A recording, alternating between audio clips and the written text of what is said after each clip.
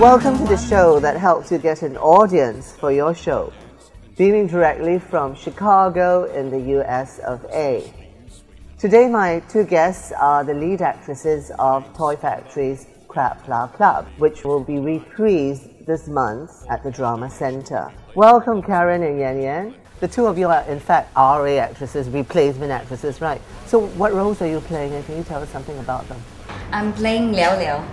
Liao Liao is the youngest cousin among the 5 women, and she's young and bubbly, and she's full of imaginations with love, sex, universe. Yeah, I think she have this really big imaginations towards it. Like it will be beautiful and sexy and feels great.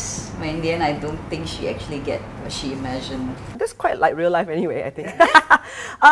Okay, so I play Lady Han Bing, who is what I call the in-law outlaw. You know, she's the sister-in-law of the 3 sisters, and she marries into the Wu family, and so she somehow automatically takes charge of the entire household.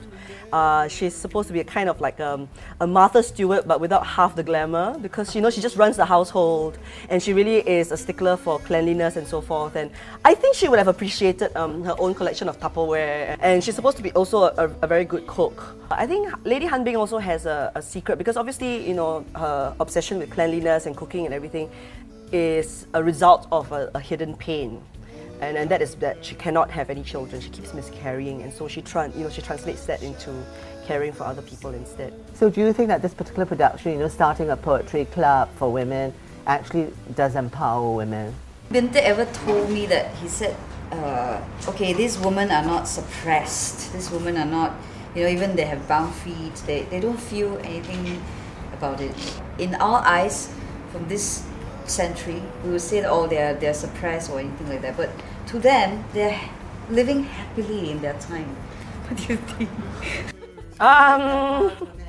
Actually, empowerment is never anything that I think about very much, sadly, because I live in Singapore, right? And in Singapore, apparently, we are all very empowered. But I do believe, at the same time, what Buntik really wants to portray are actually women who just manage to live through their times without thinking about being disempowered. As the actresses, I think we are trying to show that these women actually lived a pretty full life and quite rich. And you've achieved much success in film, but there's also this rumor that goes around that you've become quite a diva. Is that true? I should just, Is that true that you've become quite a diva? I haven't even heard about it. Who told me that? Did you mean diver as in swimming? Maybe? Can somebody tell me what? Not me, I didn't hear anything. This is the first I heard of it. This is the very first I heard. What is a diva like? Yes, tell us, Dr. Seet, what is a diva? Well, a diva is a person with like big demands and a bit of an inflated ego. And do you think that your success in film has made you feel like you are bigger than the stage now? I do whatever comes. So you accept whatever role? Not that I accept whatever roles, but whatever comes first, and then I've got the time and I do like the role, then I just do that. Well, I've always defended you because I said that I'm sure you won't burn your bridges so quickly. But between I do it slowly, you see, Yan Yan. but between filming and doing work for the stage, which gives you more satisfaction? Oh, I haven't thought about that before. Filming is a creation that eventually belongs to the director and the actor. For stage, right? Eventually it belongs to the actor, because directors can't say stop halfway when you're playing on stage. So you have a lot more you have more control. Control. More control on stage. And Karen, you've also done film. You become a diva. Yeah, you did Brian Gotong Tan's Invisible Children. Invisible Children. Yeah, I did. So, do you find that you agree with Yan Yan that you also have more autonomy on stage than? I guess, well, I don't know. I've only always mainly worked on stage anyway. I mean, I've chosen to do so. I've done some stuff on television. Do small, Well, it's because you're not as sought after as Yan Yan. I'm not as sought after as Yan Yan. I look like 10 pounds larger when I'm on camera as well. And people sort of think like, what the? Karen, can you lose some weight? Actually, acting in front of a camera is really completely different from acting on stage. And while it's great that you can do something on the spot and if the camera gets you, it's fantastic. But then it can be difficult to repeat if they didn't get you. Whereas on stage, I feel not so much autonomy or control, but I just feel there's a lot more freedom. And because it's a live thing all the time, I think that the challenge for me is just there. But you think it's possible to make a living as a full-time actress in Singapore? No lah! Yeah. Well, you are a rich Guyanese. I'm very poor! Don't say this on camera, it's not true! It's not true! You are married to a gynecologist, and how do you handle the idea of your husband, you know, peering into orifices or you know, some of your fellow actresses who have been seen? So it's work. Yeah, it's called tired resignation.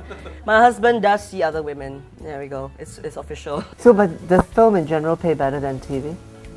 Oh, sorry, than the stage. Yes, yes. I think the times that's being spent is very different. And sometimes they really think that they can, the amount that they really want to pay you is amazingly insulting, that you don't know whether to laugh or cry. But you two are on the A-list. But okay, but maybe in theatre, I'm very fortunate that way. But I've had people from television calling and saying, okay, I need you to come and do this role. It's a whole day shoot from maybe 7 a.m. to maybe 8 p.m. That day I give you $85, okay? And I'm like, 85 an hour? No, 85. You see, because our audiences don't know you, see, and I said, excuse me, will you do work for $85 a day? So there's no answer. So I was like, thanks, see you later. So the thing is that I don't care whether I'm familiar to your television audience. The fact is that if you want an actor, I can do whatever you want me to do, and I will do it very well. But if you're going to think, but on the reverse, they don't give you the same respect in return. They just say, well, my audience don't know you, I'll give you $85, be happy with it. And I'm thinking, no, go away. Really, just go away. Because if you cannot treat people properly, then you're not going to get what you want. And then people always complain, saying, why aren't there good people in these roles? Why aren't there? Because there will be somebody who will do it for $85 for whatever reason that they have. But you're not necessarily going to get the actor that you want. And I think it needs to be a two-way thing, you know. We need to eat too. We can't. Yeah, I mean, it's ridiculous. Drink waters and breathe air as get food. Yeah, yeah. Well, that was more poetic than the way I thought it, but yeah, it's pretty much like that. So, if there's one feature that you would, want to recommend to our audiences to catch Crab Flower Club, what would it be? I would say come and see the 5 actresses. It will be very interesting sparks on stage. I think just come and see it because it's probably not anything that anyone has seen for a little while. It's a period piece and yet it's not Shakespeare. You get to see actresses that you have seen before in other guises, but certainly not in this particular, with the kind of costume, the kind of baju that they wear with the 5-inch heels. Come and see my wig. Because Yeo Yann Yann's got beautiful, and everybody gets to wear a beautiful half wig attached to their real hair. I'm going to have like probably 2 wigs put together to have one big head. Yeah, she feel heavy. Yeah, I'll be like really grumpy. I'll be a very grumpy sister-in-law. Yeah, it goes according to hunting anyway. Yeah. Oh, how happy I am to prepare this meal for our dear father-in-law. Yeah, that's what we mean. Okay, then thank you very much for joining us today.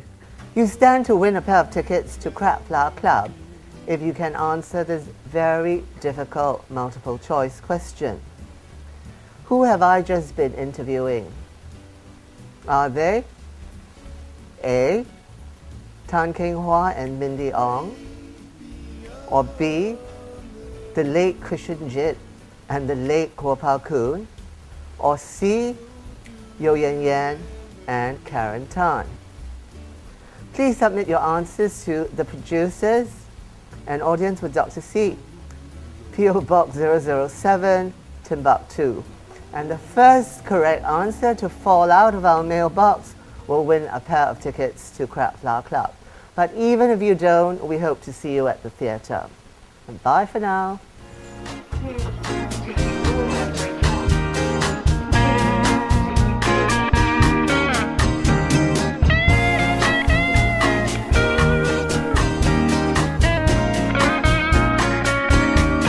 On the 131 to Tooting Broadway, it's a crowded bus at 8 p.m. Up on the top deck, it's full of poor people. After I finished the production, I went to Shanghai.